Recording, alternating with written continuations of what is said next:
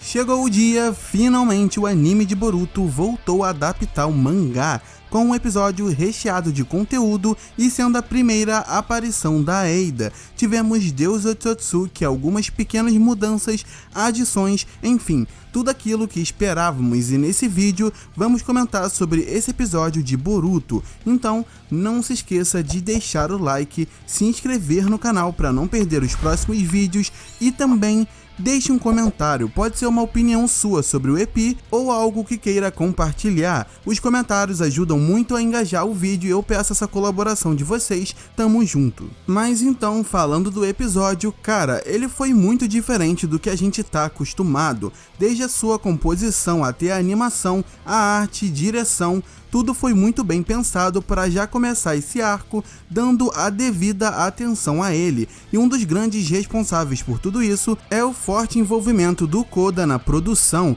que para quem não sabe era o diretor-geral da série, havia saído por um breve momento durante a adaptação de Sasuke Hatsuden e aparentemente ele retornou ao antigo cargo, trocando novamente com o Abi, tendo bastante influência dentro da produção, mas claro que a qualidade da animação e o estilo não são apenas obra dele, tem toda uma equipe trabalhando. E o fato do episódio 287 de Boruto ter tido uma estrutura e vibe atípicas não é só porque é um arco importante que tem vários acontecimentos cruciais para a obra, como também terá a apresentação de dois personagens muito importantes e que tá todo mundo esperando há tempos. Fora os fãs, né, mano, que são o que importa, que estão aí aguardando com muita ansiedade esse arco, essa adaptação, mesmo depois de um período meio turbulento no anime, mas tá aí, chegou. E o início do episódio mostra justamente o diálogo entre Ishiki e Koji, que já havia sido mostrado antes no anime, pelo menos parte dele, e agora eles resolveram refazer essa cena mais completa para voltar com essa adaptação do mangá, que na minha opinião foi uma boa escolha, pois como ficou um bom tempo sem o Koji aparecer, muitos fãs poderiam nem se lembrar dele ou das condições que a trama estava quando o anime parou de adaptar o mangá. É claro que o fã que se aprofunda mais vai lembrar de onde a história parou, mas o público casual que acompanha sem ter tanta dor de cabeça, não. Logo, é bom começar esse arco de onde a adaptação parou. E dessa vez, como eu tinha falado no meu último vídeo, o painel do Deus Otsutsuki, a representação do objetivo máximo do clã, foi finalmente animado, e eu tinha dito justamente que não descartaria esse painel ser animado nesse episódio, e foi o que aconteceu. Porém, o que deixou a galera um pouco confusa foi aqueles tais olhos ao redor dessa figura, já que muita gente especulava, eu inclusive, quando leu o mangá,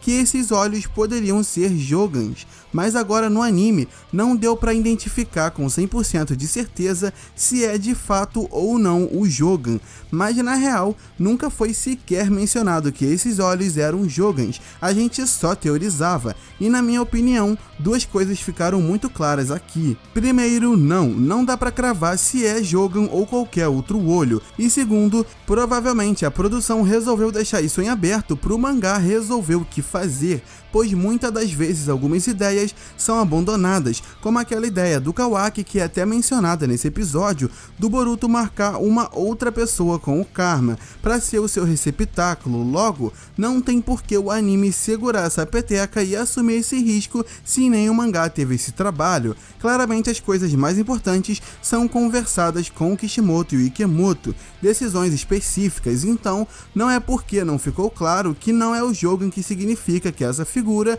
que é o estágio alcançado pelo Shibai, não possua o Doujutsu no futuro, assim como também não quer dizer que ele vai possuir. Outro detalhe também que chama a atenção nesse diálogo entre Ishiki e Koji é que o Koji não questiona ele sobre as pessoas que tiveram uma influência na sua morte, eles só falam do objetivo de cultivar a árvore divina, o que é um pouco estranho. Provavelmente isso vai ser mencionado mais pra frente pelo próprio Koji, até porque Konoha mesmo já sabe que o Naruto e o Sasuke são os principais alvos dele, além do Kawaki, Boruto Boruto e Amado. Isso é destacado no próprio episódio, então não é como se esse diálogo mudasse isso, o fator vingança. Em seguida, Sai e Shikamaru estão analisando as marcas de garra do Koji nos arredores da vila, algo que é diferente do mangá, pois aqui eles colocaram aquele diálogo que é mostrado no capítulo 60, que conta com a presença do Ibiki mais pra frente no episódio, onde eles falam que colocaram algumas equipes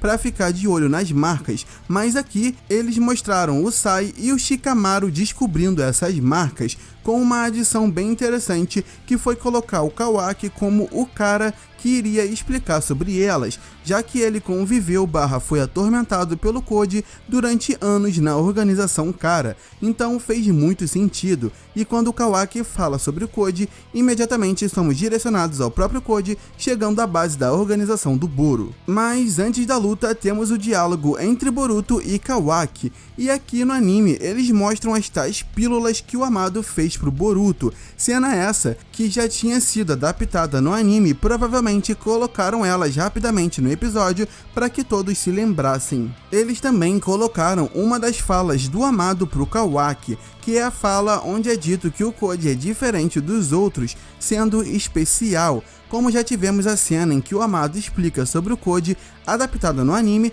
eles colocaram o Kawaki para meio que relembrar e dizer algumas coisas que foram ditas pelo Amado no capítulo 56 do mangá. Pois bem que também tivemos sendo mostrado as experiências que diversas crianças sofriam para ver quem era apto ou não a ser o receptáculo do Ishiki, destacando mais o karma branco do Koji, e sobre a sua batalha com os guardas, nem preciso falar que foi muito boa, eles estenderam um pouco o que já era esperado e colocaram um malucão todo descontrolado que tinha o auxílio de um melhorador de performance, e ele lembrou muito o Jugo, quando ele fica completamente descontrolado, o que gerou uma cena bem legal e que também deu destaque à força física do Koji, já que com o karma ele tem todos os seus atributos elevados, fora que no anime é muito mais interessante ver essa habilidade do Koji, dá pra entender ela melhor e como consequência existem muitas possibilidades para cenas de ação. Mais pra frente ocorre aquele diálogo que eu comentei no início do vídeo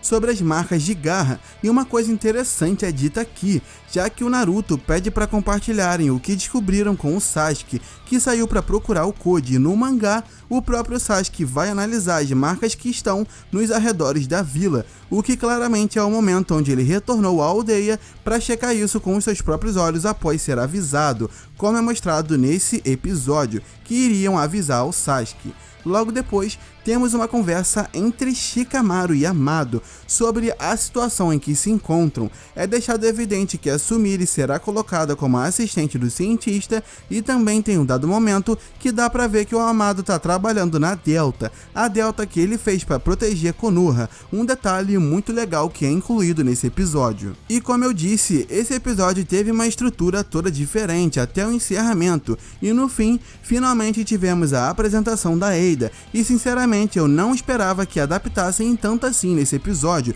pensei que iriam fechar só com ela na cápsula. De qualquer forma, a cena da apresentação da Eida é surreal. A trilha feita pelo Takanashi, que ele havia até pedido a opinião dos fãs no Twitter quando estava compondo, estava sensacional. Passou uma vibe de espaço e algo misterioso, combinando muito com a própria Eida. Eles fizeram questão de manter o visual dela e deram uma atenção aos detalhes da sua aparência, como seu olhar, já que obviamente a Eida possui o fascínio, então o anime precisa deixar ela realmente bem atraente para passar mais credibilidade do seu encanto. Mas então galera, comentem aí o que vocês acharam desse episódio 287 de Boruto, deixem a opinião de vocês, comentem qualquer coisa aí para ajudar no engajamento do vídeo e também porque eu gosto de ver a opinião de vocês. Falem das expectativas para os próximos episódios e o que mais gostaram nesse episódio 287. Não se esqueçam de se inscrever no canal, comentem, deixem um like, isso ajuda muito. É isso, valeu para quem assistiu até aqui, fui!